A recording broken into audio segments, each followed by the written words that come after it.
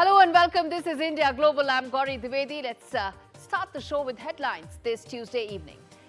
First up, after the unprecedented attack that took place last week at the Brampton Hindu Temple, two temples in Canada have now cancelled consular events. In fact, the management of the temple has said that there is now a very high chance of violent protests to take place on their premises. Russia, India signed major defense deals. Russia and India are set to co-develop Panzer mobile air defense system that could protect all civilian and military installations from any airborne threats. COP29 summit underway in Baku in Azerbaijan, even as this summit comes at a time when 2024 is set to be the hottest year in human civilization. Will the developed and developing world see through and ensure higher climate finance? Oil prices fell by more than 2% on Monday after China's latest stimulus plan disappointed investors seeking demand growth in the world's second largest oil consuming country.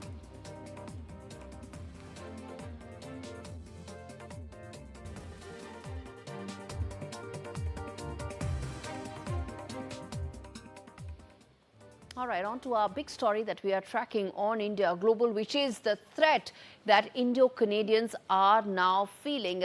And there is very strong reason for them to now have a very clear idea about the security situation in Canada, which is appalling to say the very least. There's, remember now, a row over the consular camp that was set to be organized in Canada. It is cancelled by Brampton Temple because of and in the wake of that unprecedented attack that took place last week on the temple. And that cancellation also comes at a time when the local police has said that there is a very heightened risk that the temple premises face.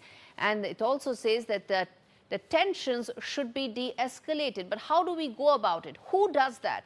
Whose responsibility it is that places of worship are protected and consular activities that are set to provide pensioners access to better services, those get resumed? And how long will this situation remain is our big story today on India Global.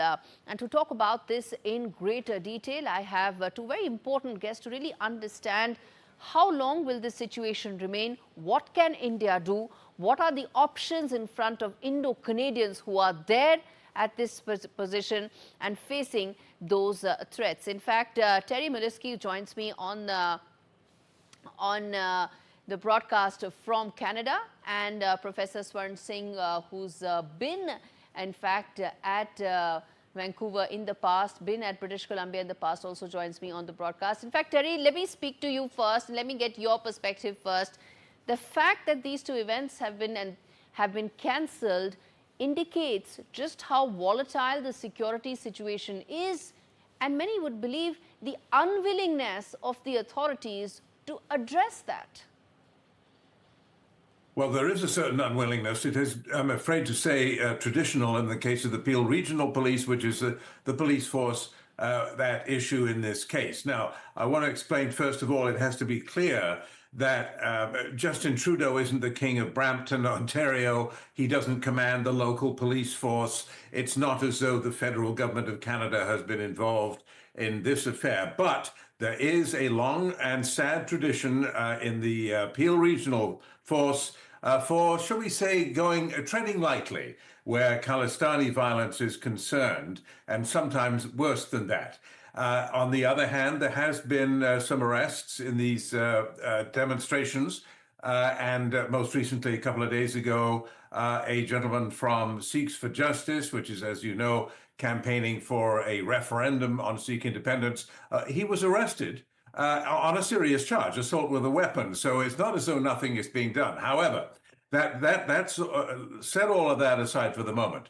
The fact remains that this development, having to shut down a planned event for fear of violent riots, it's a black eye for Canada. There's no way around it because it is the role of the police to directly answer your question. It is the Exactly. role of the local police to deal with this and make sure that people can carry on their lawful activities in security. It is not the Absolutely. role of the local police to say, oh, sorry, you can't do this because there might be riots or things might get violence and we may not be able to do anything about it. So maybe Exactly. you should cancel your event or postpone it.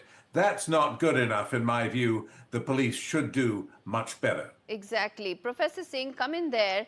The fact that these events have been cancelled, the fact that the police have said that they cannot hold these right now, and they've said that there is intel inputs indicating a possible attack, all indicate that there is an unwillingness on the part of the establishment and administration to address it. Thank you, Gaurie, for having me on your program. And I fully agree with Terry's sentiment and assessment. And what is important to underline here is that this cancellation has happened on the assessment of Peel Police. That means in their own assessment, they are not able to provide security to such an event. Which means, in some sense, the state is, shall we say, surrendering to such vociferous movements which are threatening other citizens of Canada or other guests in Canada who Canadian police says we cannot provide security to. And I think that's not a good assessment of what the world thinks of Canada in that sense. And second point, where I will slightly vary from what Terry was mentioning in terms of autonomy of local police, I think Prime Minister Justin Trudeau is still the Prime Minister of Canada, and I'm sure his sort of inclinations on various issues, if not directly instruct, definitely encourage a certain behavior on the ground in various parts of Then, how Canada, do we including. then, Professor Singh, how do we then ensure that Indians are safe in Canada?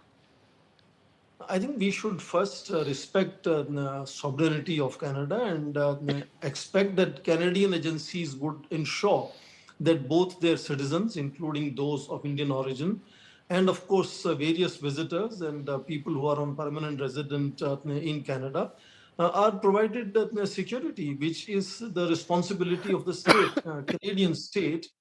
And in case this continues to be the situation where the local police is saying we cannot provide protection to the threats that you people face inside Canada, and then I think one has to think beyond what Canada can do in terms of either offering any help that Canada might need in ensuring law and order in their own country, or building certain amount of international collective assessment of how these things should be tackled. And Gaurie, if you allow me, there used to be a assessment of Quebec movement, which often talks about secession from Canada. And because it will break Canada into two separate parts, this was sometimes referred as Pakistanization of Canada in that sense. And what you're seeing one after another videos on the ground now really reminds me of that kind of assessment of several scholars who used to talk about Pakistanization of Canada. I hope so many of friends in Canada live, and as you mentioned, I was teaching for a year in University of British Columbia. I hope peace comes back and sanity comes back, and the signal has to come from the apex. I think signal has to come from Justin Trudeau. Terry, would you like to come in on your thoughts on how can Yes. India now keep its citizens and those who are originally from India safe in Canada? And everyone else too, for that matter. I think Professor Swaran Singh has this absolutely right. Leaders have to lead. And personally, what I would like to see is what I've been howling for lo these many years, is some leadership from federal politicians of all parties who are all guilty in this respect to step up and say what needs to be said here, to say that we cannot tolerate this kind of behavior. We are going to do something about it. You will be arrested if you cross the line, and we're not going to look the other way and let you get away with it. Let me just give you, I'll be very brief, I promise, a small anecdote. Friend of mine back in the day of the Kanishka bombing, this is 1985, friend of mine was beaten up by Khalistanis with baseball bats because he committed the sin of calling for peace in Punjab. He said, let's give peace a chance. He formed a peace group with some Hindu friends. He was a young Sikh, 28 years old, and they beat him nearly to death. What happened exactly? This was in Peel Regional Police's jurisdiction. They came to see him and they said, who bombed Air India? What? How would he know that?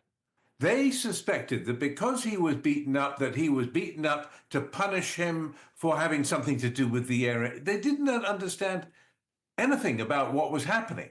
They didn't understand the basics, that this man was beaten because of what he said, because he wanted peace, not because he was involved in the Air India bombing. It made no sense. The Peel Regional Police was out of touch. And in fact, as a second chapter of that, when he applied for compensation as a victim of crime because of his injuries, the Peel Regional Police opposed his application because he wouldn't cooperate and wouldn't tell them who bombed Air India, as though he had any clue.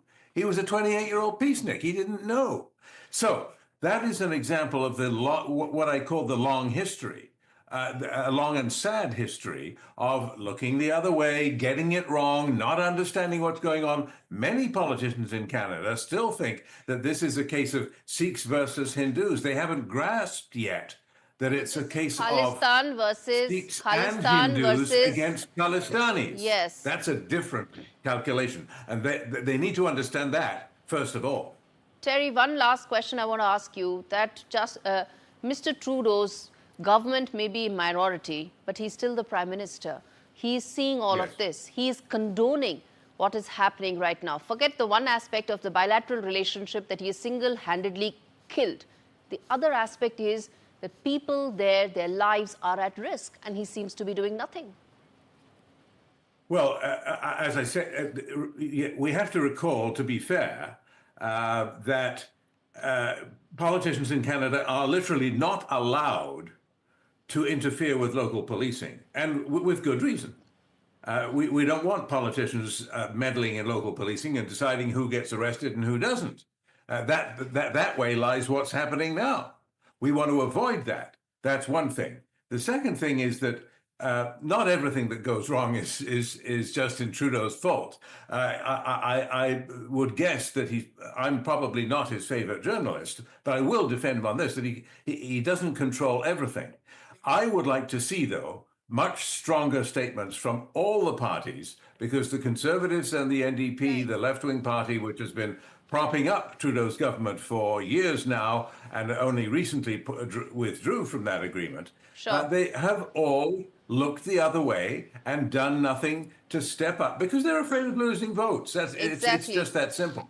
And there is something they can do, and that is find their voice and use it. They always say, Yes. as you well know, that, well, we can't shut down these Khalistani demonstrations because of freedom of speech. Well, okay, the rest of us the politicians have freedom of speech too, don't they? Exactly. Why don't they use it? And let is me my ask point. this Why to don't they Professor use it? Singh. Exactly. Very quickly, sir, I'm running out of time, which is that what is it that some of these politicians can do and must do in the wake of what's happening? I think they should go for elections and people will speak. And I want to underline for your viewers, Terry on with us here commenting on the situation is not an exception. Canadian media increasingly is now becoming extremely critical. His own ministers, members of parliament, general public is getting disgruntled with this entire exercise. And most of people who are suffering in such a situation are Sikhs themselves. And large number of pensioners are Sikhs there. So I think the best the Canadian politicians can do is ensure that they call for elections as soon as possible, which will make sure that Justin Trudeau is pushed into history and we have a new government in place and we can restart the relationship with Canada again. All right. Thanks much, Professor Singh and Mr. Terry, for speaking on an issue that most feel very strongly about. Shifting focus now to the other big story that we're tracking right now, which is COP29 summit. It's taking place at a time when, ironically, 2024 is set to be the hottest year in civilization of the longest time that it's been recorded. Can these countries come together, the developed and the developing and the least developed, to find ways to mitigate the effect of climate change, especially on those countries that are impacted the most? Can they identify ways to increase funding to ensure that those who transition in the climate change challenges are covered for? That's the big question, and that's exactly what we are asking today as well on India Global, that as far as India is concerned, what is at stake for India in COP29? Remember, India is positioning itself to be a leader as far as climate challenges are concerned. What is India's position on climate finance and climate accountability is our key question. And let me take that, in fact, to Zeren Osho Parmezai, who is the Director, India Program, Institute for Governance and Sustainable Development, joining me from Baku. Thank you so much for taking out the time. And let me start by asking you, as far as India's stake in this year's COP29 summit in Baku, what, according to you, is New Delhi's stake as far as this summit?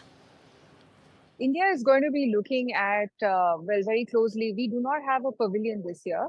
And we are also expecting Minister Bhupinder Yadav to not join this year's COP meeting. What we're going to be expecting is essentially India to follow very closely the negotiations of the NCQG, which is the new finance goal of $1 trillion. This is going to be critical for developing countries to transition away from fossil fuels. And for India in particular, this goal is very important because it finances the gap in our adaptation financing. So last year, 2023, we had the global goal on adaptation, which identified $366 billion as the gap in financing for adaptation. This adaptation finance is critical for India as the heat stress grows. When we have more heat trapping emissions in India, we're starting to look at human survivability testing temperatures of upwards of 50 degrees centigrade. We are looking at a loss of agricultural output. We are looking at impacts on health. So this adaptation finance is going to be key for India. And with the Trump presidency in the US, a lot of it is uncertain. So I think, in my opinion, that is what the government of India is going to be closely following. But of course, unlike other years, we do not have a delegation at present in the pavilion. All right, Zeren, what about India's stance as far as climate finance accountability is concerned this year? India's stance on climate accountability is always been the same. It's basically defined by a principle called common but differentiated responsibility. Accountability is key for India to understand how the budgeting of carbon emissions is going to be done, how the finance is going to be flowing for countries like ours in India, which haven't necessarily caused the problem of climate change historically. These two are key. One is to define what is the amount of aspirations of countries like India, China, Global South that are going to be met using carbon budgets. And then the second one is going to be carbon financing, which is going to relate to how those accountability targets are going to be set.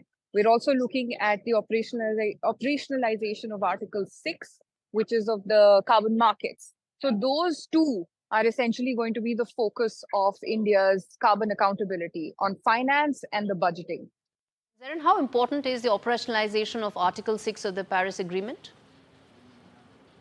Operationalization of Article 6 is key, not only for India, but for the developing countries. Now, with a lack of understanding and certainty with regard to climate finance flowing from the US in light of the recent elections, and with Europe also sort of being uncertain with the fall of the coalition government in Germany, France being completely missing from action here in Azerbaijan, we can look at different instruments of financing taking lead. Article 6 is one of them. So if you want to go into the deeper sets of finance, look at financing projects in the Global South, and also sort of easing out the transition away from fossil fuels, it is important that Article 6 gets operationalized. We need to understand what the operating procedure is going to be, what the financial mechanism is going to look like, what are we going to trade. And one very important point for India, which is the need of the hour for us, is to understand how the framework is going to be set up. To give you an example, we currently use the IPCC methodology, which allows for conversions of all greenhouse gases to CO2 equivalency. It is time we also look into scratching the surface slightly more deeper and understanding why it is important to have the phenomenon of trading like for like. To give you an example, a lot of our methane emissions, which constitute about 14% of India's total emissions profile, are coming from sectors that do not necessarily have a lot of funding and financing or technology innovation. For example, paddy cultivation. It is very important that the government of India, which is already announcing its intention of converting swaths of land from the inundated fields into AWD, which is alternate wetting and drying, and to DSR, deep-seeded rice, start figuring out how it is to create financial incentives. So operationalization of Article 6, including the concept of trading like for like, where we look at GWP 20 for trading methane instead of 100, is going to be key in understanding how to create those financial instruments to get the farmer in India more invested in the transition away from inundated fields, for example, to other technologies and practices to be adopted. Operationalization of Article 6 is going to be key. All right, Zareen, thanks much for taking out the time and really decoding all this for us. And in fact, on that note, we slip into a very short break. We come back on the other side and talk more about the defense deal that Russia and India have signed. Stay with us.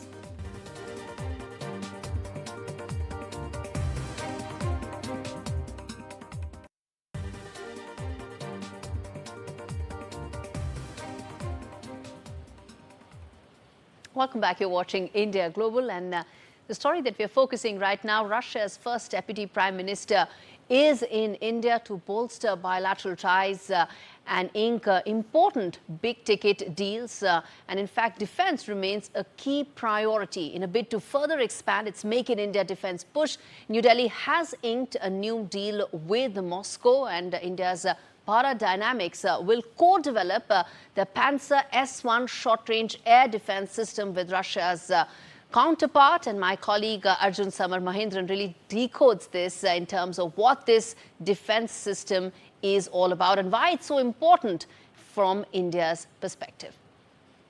Now, the Panzer is a mobile air defense system mounted on a truck chassis with a maximum range of up to 12 kilometers. The system is known for its ability to intercept complex, low radar signature targets and high-precision projectiles from multiple launch rocket systems. The system has 12 57E6 or 57E6E surface-to-air missile launchers and 2 dual 30mm automatic cannons. The versatile system is capable of neutralizing fast-moving aerial targets such as drones, helicopters, and cruise missiles at different distances. Moreover, its advanced accessories allow the Panzer to operate independently without external support to detect and engage aerial targets. Each combat vehicle can simultaneously engage up to 4 targets. The system's fire rate is 12 to 16 targets per minute with a lightning-fast reaction time of only 4 to 6 seconds. For now, the system is priced at $15 million. However, the cost is expected to come down once production begins in India. Moreover, many countries, including Algeria, Iran, Iraq, and the UAE, have already deployed the mobile air defense system. All right, with that, it's a wrap on this edition of India Global. Thanks so much for watching.